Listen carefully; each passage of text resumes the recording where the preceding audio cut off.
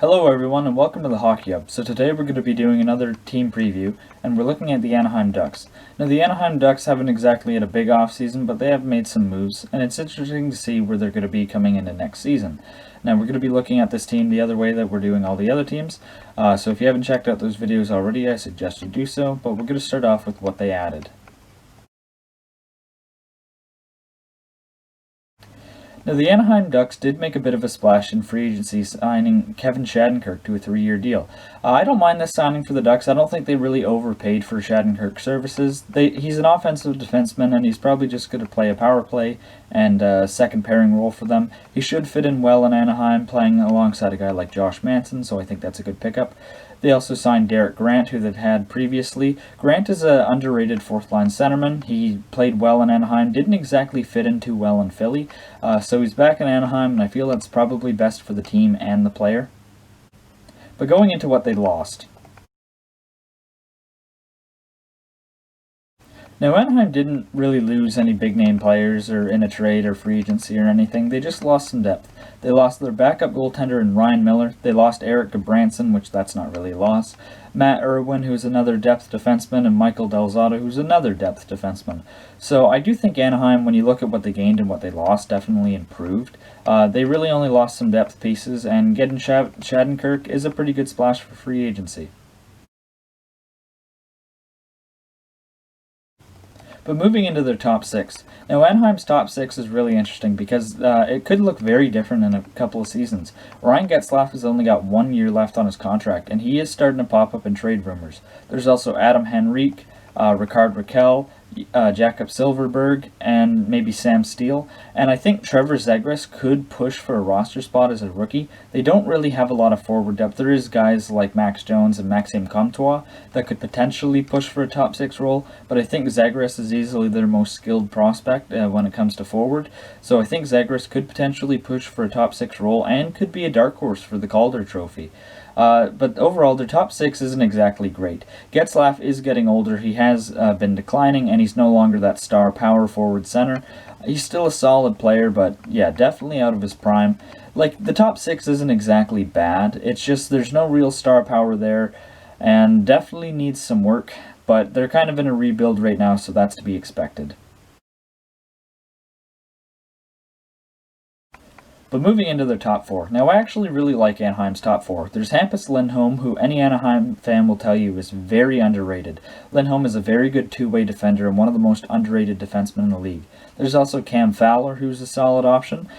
Josh Manson, and the newly acquired Kevin Shattenkirk. As a top four, I think that's really solid. You've got all different types of defensemen, Shattenkirk being a more offensive than Fowler defensive, Lindholm both ways, and does have the makings of a good blue line there. Add in the fact that they have one of the best defensive prospects in the NHL, and Jamie Drysdale, Anaheim should actually have a very good blue line for years to come.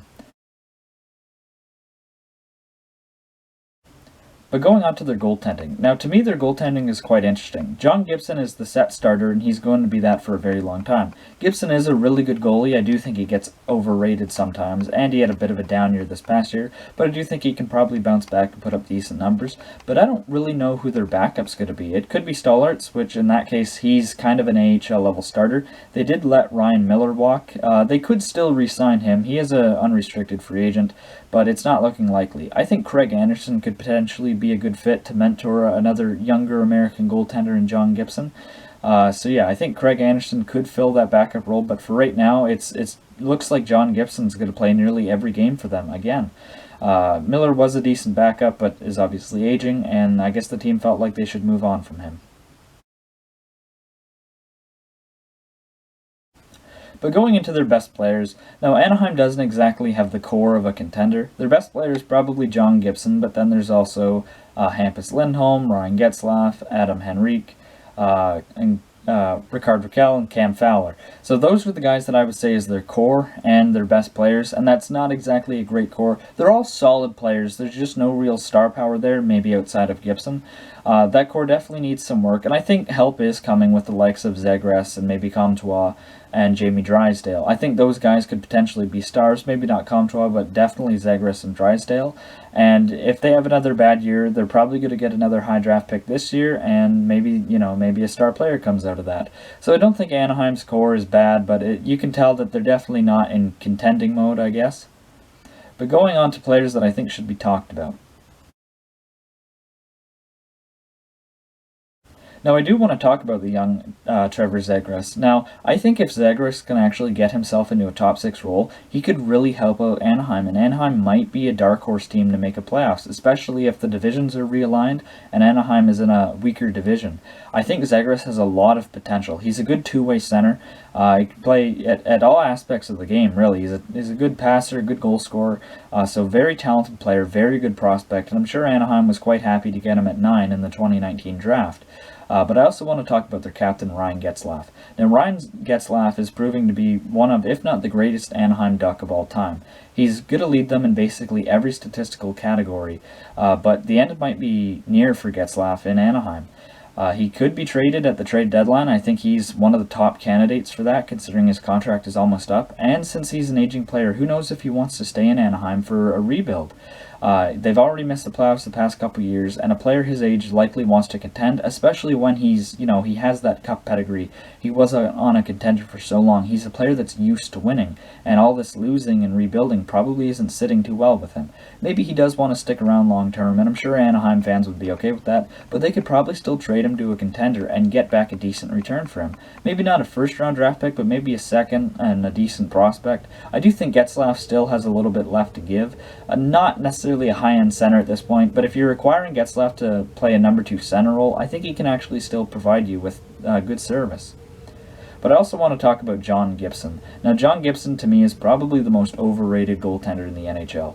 Everybody says he's top 5 and that he's one of the greatest, and maybe it's just because he's playing on a bad Anaheim team, but I don't know. Anytime I watch Gibson play, he just doesn't look that solid. He looks disinterested a lot of times. And it's not like Anaheim is a bad defensive team. Anaheim struggles with not being able to score. Their defense is actually solid, like we talked about, and Gibson still puts up mediocre numbers, sometimes at best. I do think Gibson is still a good goaltender, but I don't personally think at this stage in his career that he's top 10. Maybe in a couple of years when Anaheim gets better, when these prospects come up, Gibson can really blossom into a true top 5 goalie in the league, but right now I just don't see it. Clearly people see something I don't, but in my opinion Gibson is just not like a super elite goalie. I think he's good, but I don't think he's great.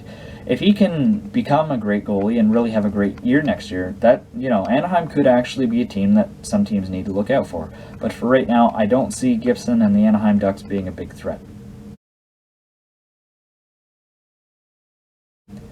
I would label Anaheim as a rebuilder right now, for all the reasons I just mentioned. Their roster is kind of mediocre, it's getting older, they do have prospects waiting to come up, and it just has that feeling of, this is probably going to be a down year. They're probably going to have to ship off some players like Getzlaf, maybe a player like Henrique, and I believe their GM said that no player is off the table as far as trade goes, so that would even include John Gibson. It's going to be interesting to see what approach Anaheim is going to take this season. I do think that they should go in with the mindset of rebuilding, and their fans probably realize that as well, which is why I have them as a rebuilder.